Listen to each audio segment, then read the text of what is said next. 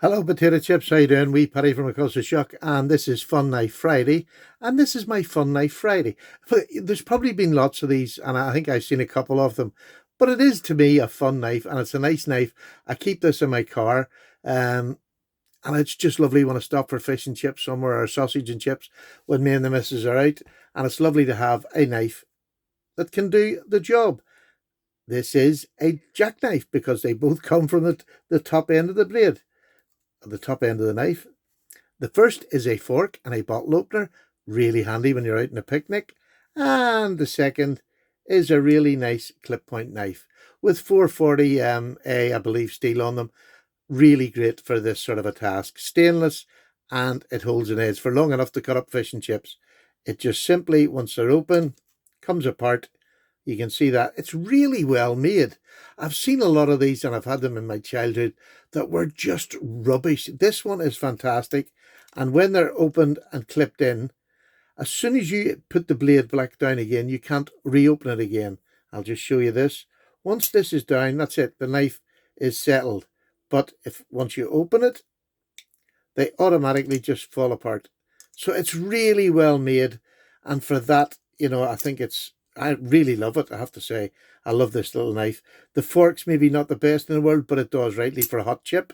When you're driving, you can just plunk over, get one, and eat away. On this, it's got a beautiful blue bone, by the way. We all know I love my blue. But if you can see the crest on here, it has the two cockerels or two chickens, well, one cock and one hen. Cock and hen.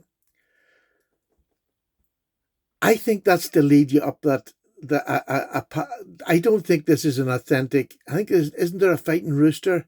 I don't believe this is a fighting rooster. I think it's a Chinese version that's a rip-off of a fighting rooster. I could be wrong. It's a really high quality rip-off if it is, and I didn't pay too much for it. I got it from, I think I got this from China, one of the stores in China. I couldn't even tell you which one.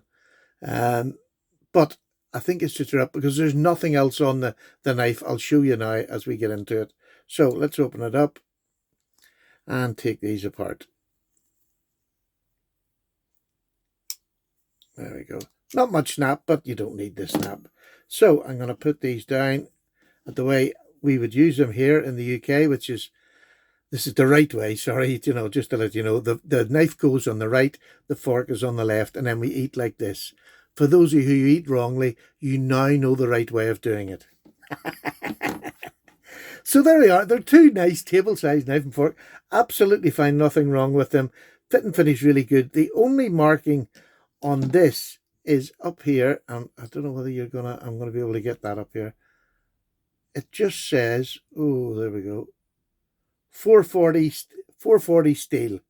So, I take it as 440A, maybe even less, but it looks like it. It looks like it. It sort of feels like it when you're cutting. It's not a bad little knife, I have to say. Bone is absolutely beautiful. The bone is mated up to the bolsters. Absolutely lovely. And when you see the back of this, considering this is a double, they're like two separate knives that just join together. Look at the fit and finish on that. That's pretty good for a budget. And this was a budget price. I wouldn't have paid much for it at all.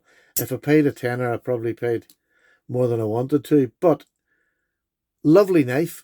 And I hope this goes forward as a Fun Knife Friday. I love it. Take care. Paddy's away. Cup of tea time.